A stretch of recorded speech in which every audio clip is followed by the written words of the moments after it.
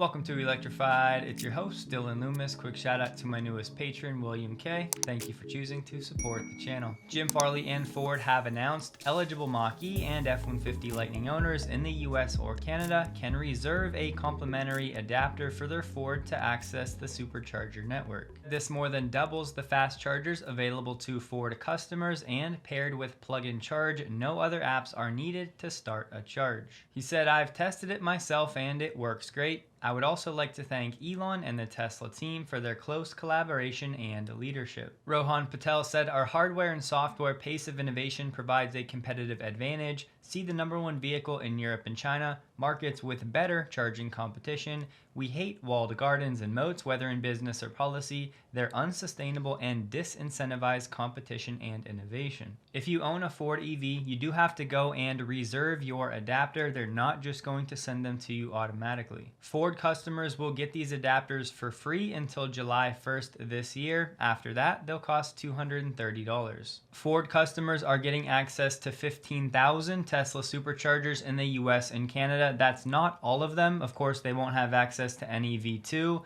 They'll have access to most V3 and V4. Have a listen to what a Ford charging rep has said. Yes, so the adapter that we will be providing to customers is rated at 500 amps continuous.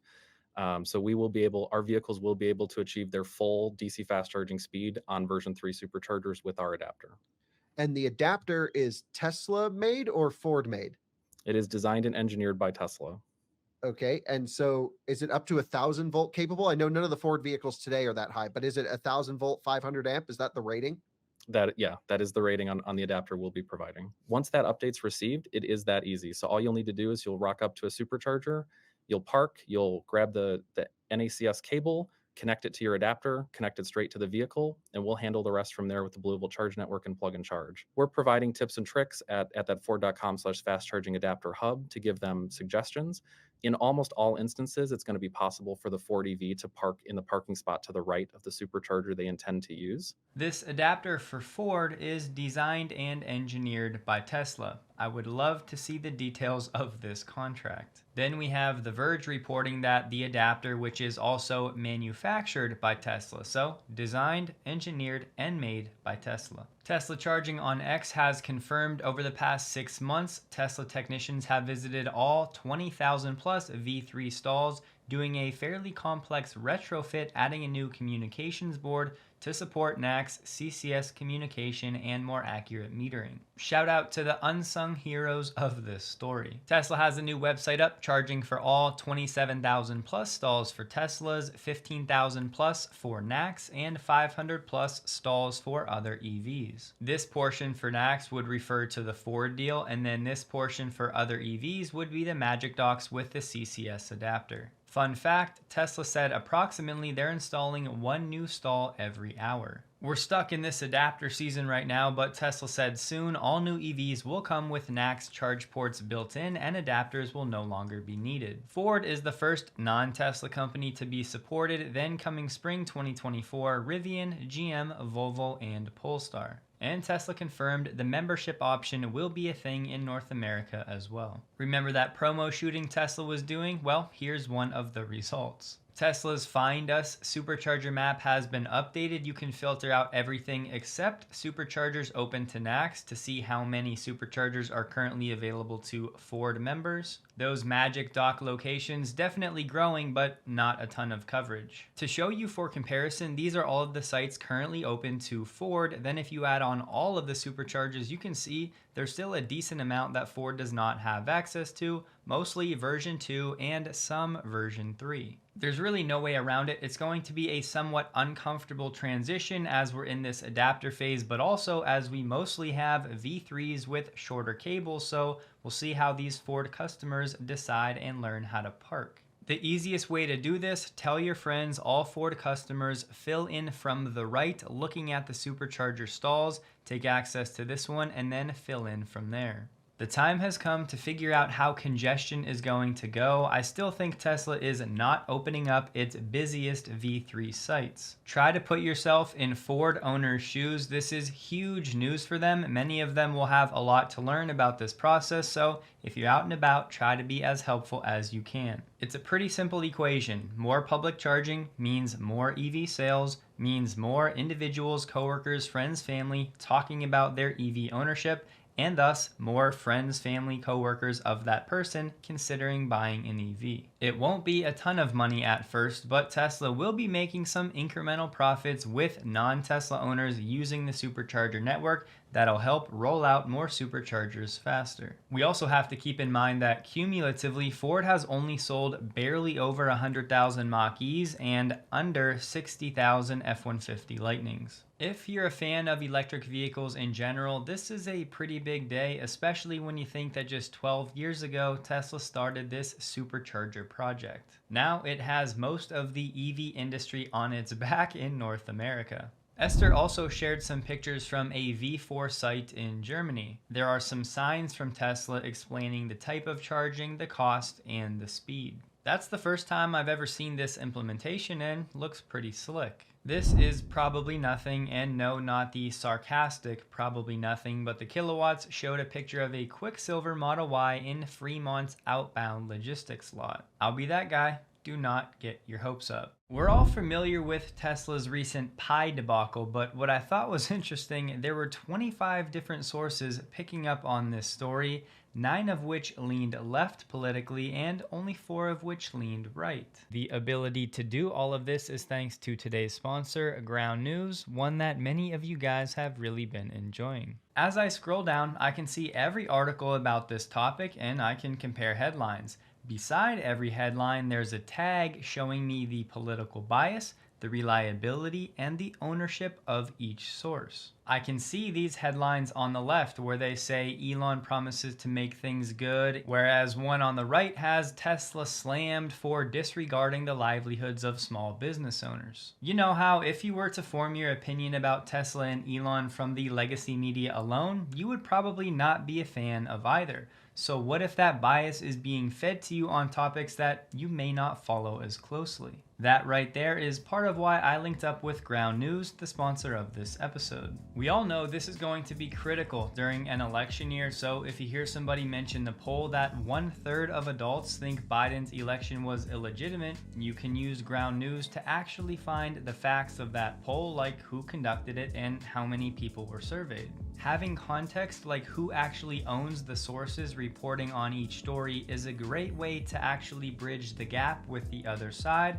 something our country desperately needs. What's cool about Ground News is they're supported by their subscribers, and you can do so for as little as $1 per month, meaning that subscription directly supports the platform where they're continually adding new features. Plus, if you use my link below, ground.news/electrified, you can get 40% off their unlimited access Vantage plan for less than $5 per month. I think it's a mission worth supporting. Wes, a Cybertruck engineer, said the inverter is already on the Cybertruck. You just need a switch to be able to disconnect your home from backfeeding to the grid. If you already have a Powerwall and a Tesla wall charger, it'll just work out of the box as an additional around 9 Powerwalls that you can also drive to work. Rather than having an inverter installed, he'll most likely be getting the Tesla 3-volt gateway for PowerShare, which allows you to power your home during a power outage using the Cybertruck without letting any of that electricity flow back to the grid, which can be dangerous if people are working on it. Important to note, for this to work out of the box, you do need the universal Tesla wall charger. Anybody in New Jersey, that waiving of the roughly 6% sales tax when buying a full BEV is now going to be phased out over the next 3 years, so you're on the clock. This Boulder Comb battery project in Australia was only operating at full tilt for the last 19 days of last year. During that time alone, the BESS earned roughly $1.1 million in revenue and had a net margin of $341 per megawatt hour. That's all thanks to energy arbitrage, buying when prices are low and selling when they're high. So in an energy market that has extra volatile prices, a battery storage project becomes even more valuable. The owner of this project, Gen X X Power has a unique deal with Tesla, who's supplying the Megapacks. It's a revenue sharing agreement and allows Tesla to operate the batteries and trade the output in multiple different markets. In this auto bidder offtake agreement, Tesla will provide a revenue floor, then any revenue and profits earned above a certain threshold will be split by Tesla and the owner of the project. I wanted to share this because there's a narrative out there now that the battery storage market is just going to be a race to the bottom, and to some degree that's certainly true, especially when you factor in the Chinese competition, their vertical integration, and low cost structure. The problem with that argument, a product like the Megapack is not just a hardware product. There's some fairly sophisticated software that runs on the hardware. Given that energy demand is continuing to increase and the volatility of energy prices is probably not going away, which means whatever company can develop the most advanced AI software algorithms to capture this arbitrage and these other services for battery storage should be able to maintain fairly healthy margins. In my eyes, that would be at least for the next few years, given how much demand there is relative to the actual supply. Sometime after 2030, we'll reassess the situation. Well, like I said, Tesla's not perfect. We're back at the delivery center. I'm going to drop it off. It's probably going to be an overnight thing, but basically everything I pointed out, all those little minor imperfections, for some reason the windshield wiper is protruding super far out from the side of the truck, so they're going to check that out. Well, like I said, there's the door. It's just sticking way far out, so they're going to check that out. And just because that's not perfectly flush.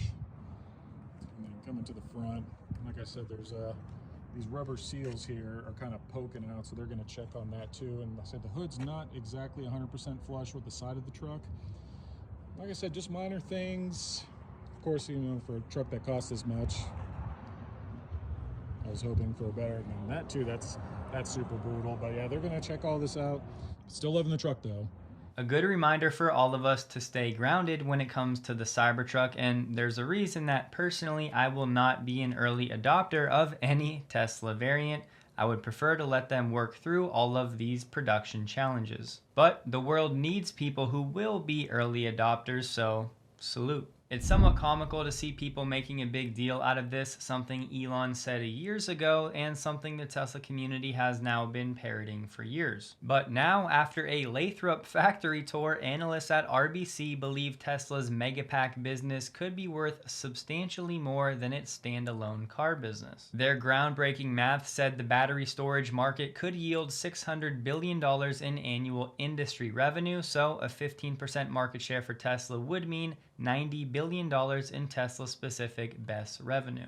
Discounting Tesla earnings from 2040 back to today, they came up with a $120 billion valuation for Tesla's Megapack business alone. RBC believes their assumptions are conservative, but then they said they think Tesla has a 30% cost advantage over its peers. The problem is they don't define peers. I say that because everything I read tells me that the Chinese actually have the cost advantage for battery storage. But RBC, welcome to the party. The New York Times put out a piece with some more information about Apple's car project that was called Titan. Apparently, Apple employees referred to it as Project Titanic Disaster. They said Apple burned more than $10 billion on the project during the lifetime, and it was ended in part because developing the software and algorithms for a car with autonomous driving features proved too difficult. Translation: what Tesla is doing is too hard for Apple. We also have the Times reporting some conflicting information with what Elon said. The Times said Apple held some discussions with Elon about buying Tesla, according to two people familiar, but ultimately Apple decided building its own car made more sense than buying and integrating another business. You know how I said Apple's hubris was wild, thinking they were going to compete with Tesla when it comes to data acquisition? Well, Adam Jonas said it in a few more words, to which Martin Viegas said a good summary, and then Elon chimed in saying, yeah. I won't read it to you, but pause the screen if you're interested. The Daily Mail, which has the worst webpage layout in the history of the internet, is reporting that Justin Bieber now owns a Cybertruck. Who is Justice Beaver? It's a crime-fighting beaver. Add Justin and his wife Haley to the list of Cybertruck celebrity owners. Speaking of that list, here it is on the screen and seemingly growing every week. How about this one? At a used car auction, a Cybertruck was up for grabs with 69 miles. It was ultimately bought by a Porsche dealer for $244,000. Nobody knows what this Porsche dealer is doing. Maybe they're gonna just have it at their dealership for more foot traffic. Maybe they'll try to resell it to a high profile customer, somebody that doesn't want to wait in line. Do not forget, technically, as far as we know, you are not allowed to resell your Cybertruck in the first year of ownership. Now it's going to be interesting to see if Tesla throws its lawyers at this situation and comes after that person for that $50,000 fine. A Porsche dealer paying over double for the sticker price of a Cybertruck. What a time to be alive. At this point, it's somewhat exhausting, but we have more and more politicians joining the ranks of people urging Biden to end the EV transition goals. In a letter to the president, this congressman said the same thing everybody else has been saying. The administration's radical EV policies are driving up consumer costs, hurting American jobs, and emboldening China. I'm not so sure about that, Mikey. Those radical EV policies actually just drove my costs as a consumer significantly down. The city of Anaheim just authorized the purchase of 6 Tesla Model Ys. Add one more police department to the EV owner list. Sam Pretty Bhattacharya, the CEO and founder of Navier Boat, posted a picture of Elon checking out the product. I'll just say it, I'm hopeful that the decade of the 2030s will be the decade of the Tesla boat. From the CNEV post, XPeng just announced its XNGP, their navigation guided pilot feature, becomes available on all roads in China. Unlimited XNGP available all over the country on any road. The feature will be pushed out to more users. Similar to Tesla, this feature started on the highway and has gradually been rolling out to more urban roads. Their CEO said sometime this year they're going to release point-to-point capabilities, which will cover internal roads and parking lot scenarios in addition to highways and city roads. There aren't many recent XNGP videos, but I did find one from 2 months ago. So it's gonna drive on the right lane over there. Holy f. Well, you better be that's the proof that you better be making sure you look outside. Huh? It never picked that car. I saw the car, I was just waiting for it. I'm like, it's gonna slow down a bit, but woo. I saw the car, I was just waiting, and then I'm like, okay, now I need to do something. So in 150 meters, it's gonna disconnect NGP. Ooh, okay, very nicely done here. I don't know. Oh man, so what the heck? I'm not too sure what happened here because he was telling me that it would disconnect in 150 meters. Not right now. That was 2 hot moments. The driver said in the comments the technology was not very convincing, and he also said during the video that it was not recognizing speed limit signs on the highway. Just a few anecdotes, but I wouldn't be too concerned. Amazon has a new fund starting with $1 billion to invest in smaller startups that are working on AI with robots. Amazon is mostly focused on improving the efficiency in their warehouses. The headline, automakers and suppliers are scrambling for silicon carbide chips for EVs. Bosch estimates the new technology could extend battery range by as much as 6% while cutting charging times. But these newer chips are more expensive than the standard silicon. For automotive, these silicon carbide chips are primarily used in EV powertrains, inverters, DC-to-DC converters, and onboard chargers. The gains from using these carbide chips are more pronounced in higher voltage EVs like 800 volt architectures. McKinsey & Co. are estimating this industry goes from $2 billion today to between 11 and 14 billion by 2030. But I'm guessing most people have forgotten what Tesla said at Investor Day. In our next powertrain, so those silicon carbide transistors that I mentioned that are key component but expensive, we figured out a way to use 75% less without compromising the performance or the efficiency of the car. And of course, we know that battery cell supply is one of the constraints on the scalability of EVs right now. Our new powertrain is compatible with any battery chemistry. And that will give us great flexibility in battery sourcing. If we want to make EVs more accessible to people, they have to be cheaper. We've reduced the drive unit cost to about $1,000. And we don't think any other automaker is even close to that number. Inside the charger of your Tesla are transistor packages, and that's at the top of your screen here. And every electron that moves you down the road flows through one of these packages. We designed our own custom package, which is what you're seeing here, and we can extract twice as much heat out of that package as what we could buy off the shelf. And so what does that mean? It means that the silicon carbide wafer that's inside those packages can be much smaller. And silicon carbide is an amazing semiconductor, but it's also expensive, and it's really hard to scale. So using less of it is a big win for us. What we have here is most of the industry rushing toward silicon carbide as a newer technology, where most likely costs will continue to go up because it's difficult to scale and the costs are already high. Not Tesla though. They've already realized the benefits of carbide and spoken of them, but now they're focused on reducing that and finding other, better ways. Just one more small example of Tesla being significantly ahead of the curve. It's thousands of examples like this that allows Tesla to have the margins they have. Here we have a majority of dealers whining about new competition. More than half of the auto retailers who expressed their opinions viewed this Hyundai and Amazon online car buying deal as negative. Other respondents said the program will not be good for long-term customer service and will likely put pressure on dealer profit margins. Some dealers said the online process will cut into store income from finance and insurance business and customer trade-ins. Other dealers said customer loyalty will not exist without the conversations that occur during a sale. Other retailers said online trade-ins will cut into dealership profit opportunities. Two dealers dismissed the Hyundai-Amazon partnership as a gimmick or a PR stunt.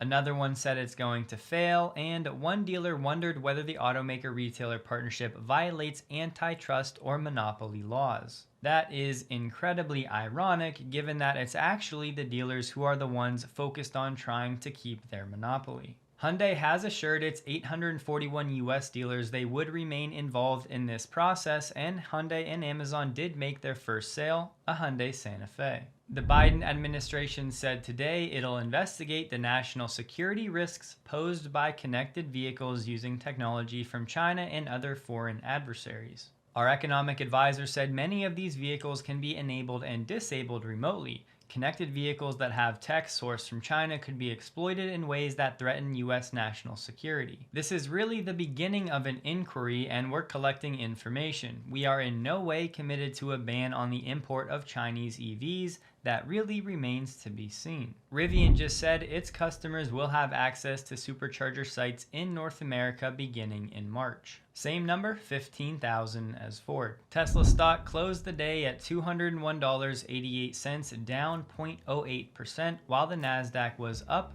0.9%. Polestar had another double-digit green day, up 13.6% on that fundraising news. It was a low volume day for Tesla, trading about 22 million shares below the average 30-day volume. Don't forget, check out Ground News linked below. Support the mission if you're interested. Hope you guys have a wonderful day. Please like the video if you did. You can find me on X linked below. And a huge thank you to all of my Patreon supporters.